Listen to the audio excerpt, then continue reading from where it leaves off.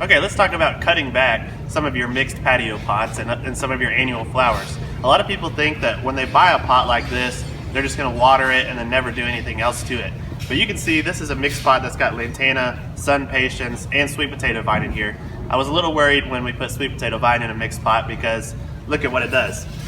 You know, it's already taken over most of the pot and going out and getting way out of control. Now what will happen is if you don't cut this back, is this will continue to grow, and as this plant gets bigger, it's just going to pull more and more water out of the pot. You're going to have to be watering it, you know, during the summertime every few hours because it's just not going to be able to hold enough moisture in here to keep up with the amount of leaves that it has. So, your best friend in this situation is going to be your scissors. You can actually go in here and just kind of cut off some of these bigger pieces of the sweet potato vine and get them out of there. And what that's going to do is it's going to encourage new growth and put some of the take some of the strain off of the pot, so that way you'll be able to keep it from getting too root bound and keep it moist throughout the hot summer months. Now the same could be said for your herbs.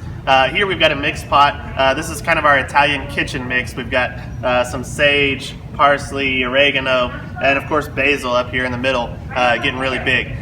Some of these plants can get quite large, so it's really important to keep them their size in check.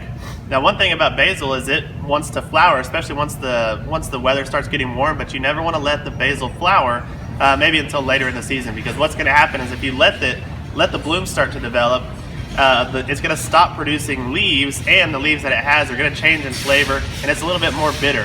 So what you do when they start to flower is you just go in and you just pinch these off, and that's going to keep your plant a lot more compact, and it's going to allow it to grow more leaves that you can cook with, and you're going to have more space in this mixed patio pot by doing it that way. And once you pinch those blooms off, you've got a nice handful of basil there, so you can go ahead and make your pesto anyway.